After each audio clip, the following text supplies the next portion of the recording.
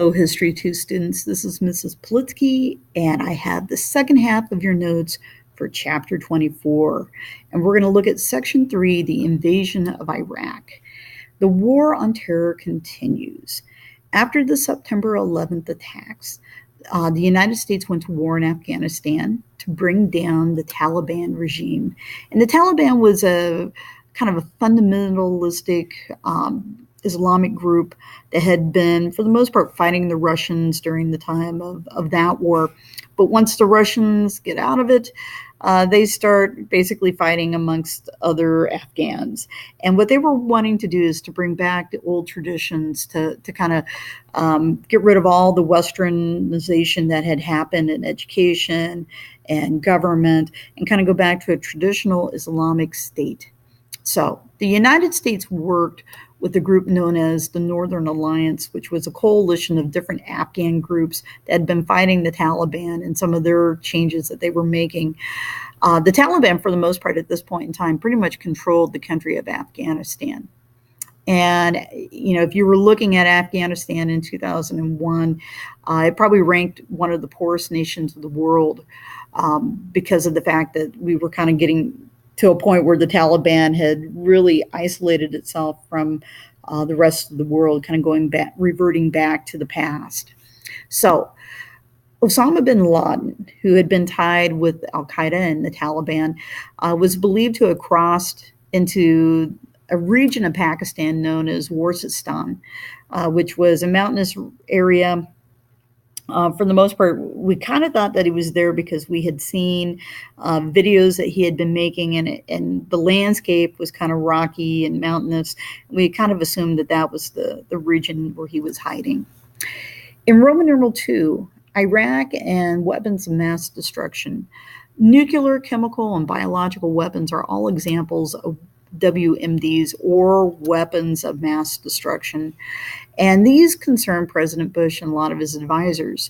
After the first Persian Gulf Wars, Saddam Hussein was kind of ordered by the United Nations to turn over weapons or face economic sanctions.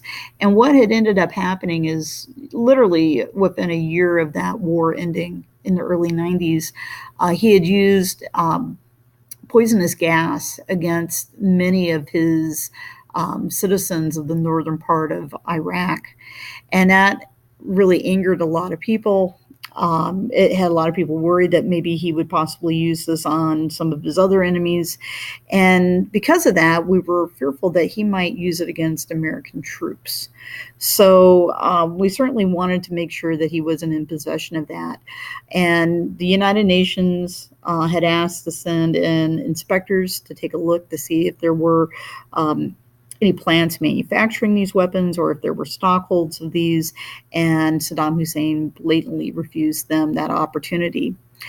The United States had relied, for the most part, on a policy of deterrence, which said that any nation that used weapons of mass destruction against the United States would counterattack.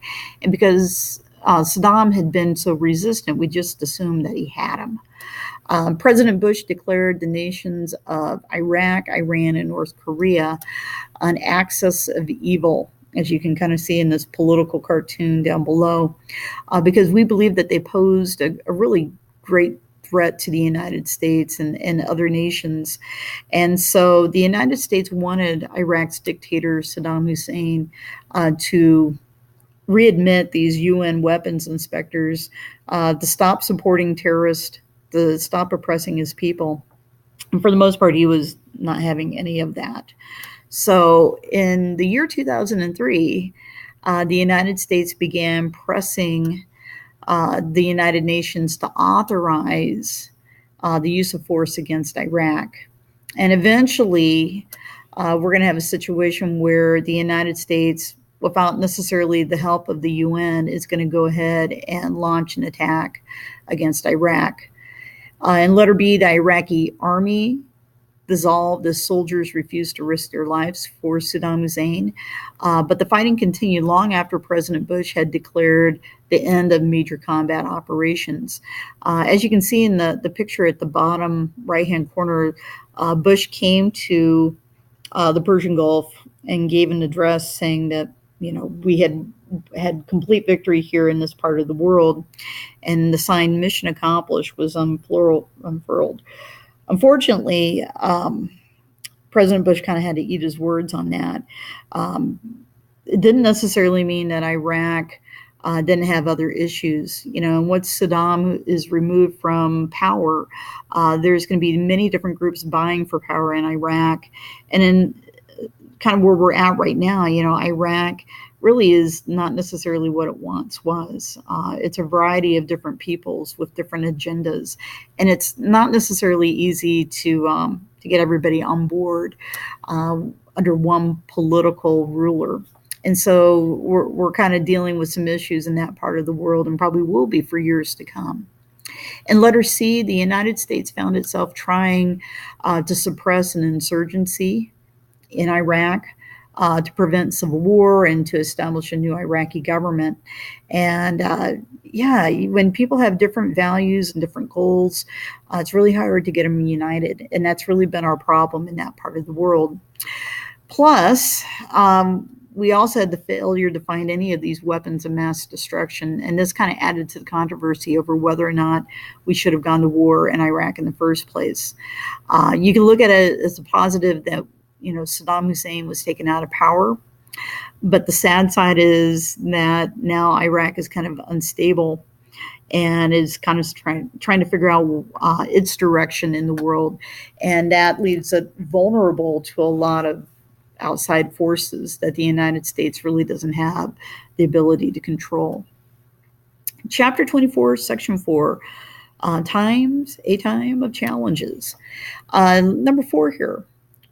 Where were captured members of Al-Qaeda held, and why was this controversial?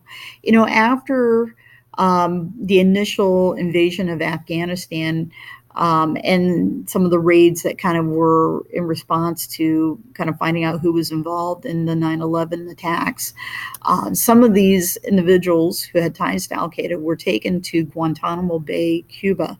Guantanamo is actually a military facility that the United States still holds on this island. And these prisoners were held here because of the fact that if they were held on a military base and not in a U.S. prison, that you could use military law, and that might prevent things like some of our prisoners from having all access to due process of law. The concern was some of these prisoners might have been detained without having a hearing. And that caused some political debates, obviously, in our government. We still have a handful of people that we're still holding. So Guantanamo is not necessarily that was shut down. Matter of fact, when President Obama was sworn in office, that was one of his promises, that he was going to close Guantanamo. And the truth is, you really can't allow some of these prisoners to go freely because of their ties, and the fact that, if they're free to do as they please, they might be free to go back into terroristic activities. So, number 5, why were some overseas telephone calls monitored by the National Security Agency? This is kind of going back to 9/11, but part of this was to track calls that were received or made by Al-Qaeda or other terroristic groups. When we talk about, wiretaps, I mean, certainly that gets people thinking about things like Watergate and such. But when individuals are using these to communicate, and not only that, but when we talk about using a cell phone or a smartphone to send emails or text, certainly that is something that the federal government is kind of concerned about, and they would like to monitor. So certainly that leads a lot of people wondering. Thank you very much.